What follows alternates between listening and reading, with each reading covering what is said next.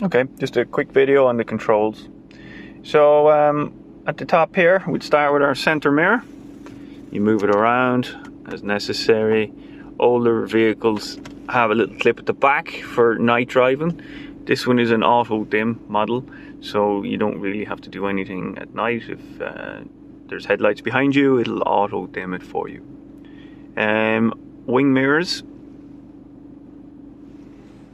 So the wing mirror control is down here on the door. So we twist this left or right to select the mirror we want to adjust, in which case I'll just turn it to right here, and then you actually push the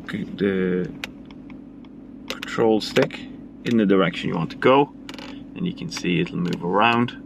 And roughly we'd look for 1/3 car, 2/3 road. So you can see there, roughly 1/3 of the mirror is taken up by the car, and then 2/3 on the road. Same with this one. So I twist it to L, and then I, with one finger, move the stick around, so I get 1/3 car, 2/3 road. Perfect. And when I'm done, I'm going to put it back to 0. So that's our mirrors. Now, seating. So under my seat, under my left leg here, is this hook, which we would pull and move our seat forward and back. Over here, we have a little arm here, and it works like a ratchet. So you would pull it up, let go, pull it up, let go, and that lifts the seat up. Push it down, down, and it brings the seat down further. So that's it. At the back here, we have this wheel, and we wheel it forward to bring the back forward, or wheel it back to put the back. Next up, we have our indicators. So I'm going to turn the wheel a bit. So this is our indicator stalk here. We're going to pull it down. Down is left. You can see the signal up there. Up is right. Good stuff. Okay. On this side, we have our wipers. So one gentle click up puts on the wipers, and that's an interval, so it'll come on every few seconds. We can actually adjust how long that few seconds is with this. I normally leave it on the smaller one. One more click up, so it goes up 3 times. This is the second one. So this is a more consistent. Clean, and then one more. That's if you're really in heavy rain or snow. So I'm going to pull it back 3 times. If I push this forward, so away from me, it'll actually do the back wiper. And if I actually push it forward and hold it, it'll give me water for cleaning. If I pull it towards me and hold, I get water for the windscreen, which I've mixed with washing up liquid just to help out a bit. So that's our wipers. Next down here then, we're going to do our lights, which is here. So it's actually switched off now. One click is auto. Next one then would be parking lights. They're very small corner light. Next one then is our dipped or low beam, and that's as far as it goes. Now, low beam or dipped, we'll move over here if we are driving at night and we need full beam. We're going to push this forward, and now we have a little blue light here in the dash. That tells me that lights are at maximum. If I pull it back towards me, it goes off. That means we're a low beam or dipped. If we go back here for a second I'm going to pull this out one click, and basically that is the front fog lights, which is 2 lights at the front of the car under the bumper. If I pull it out again, that is the rear fog light.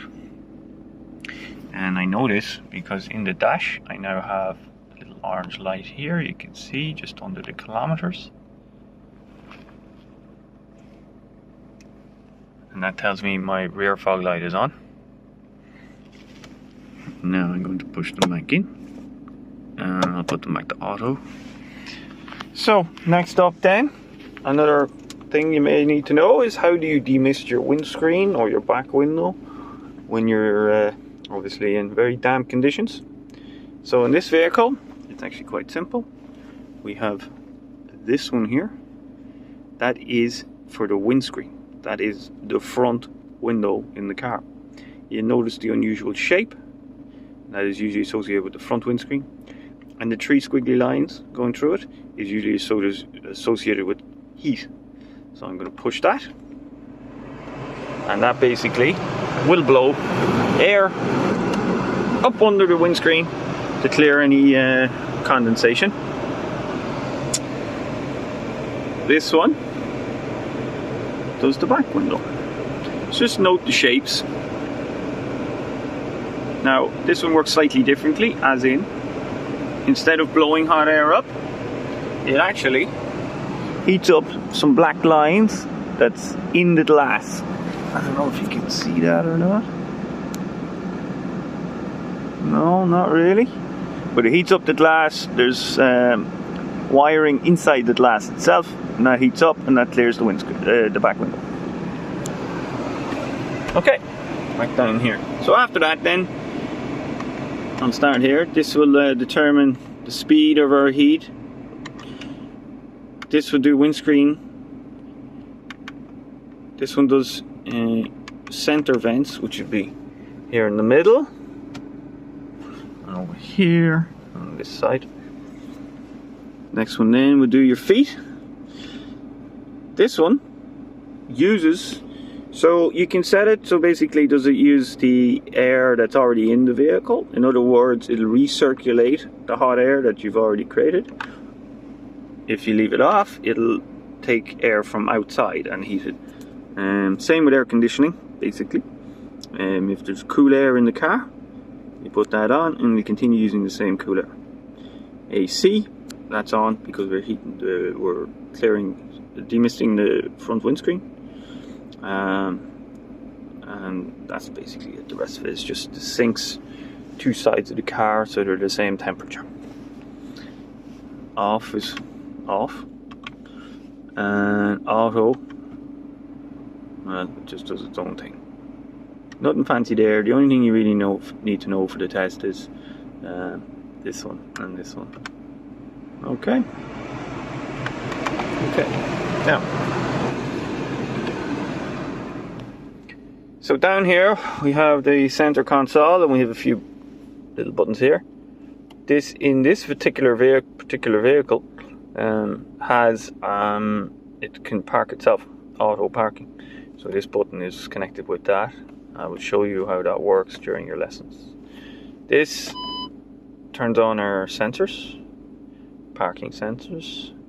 So you know, if the noise is a bit much, we can just switch them off again. Over here, we can lock the car. And that is our start-stop system. So this car will stop in traffic while it's waiting to conserve fuel. We can switch that option off just with this button here.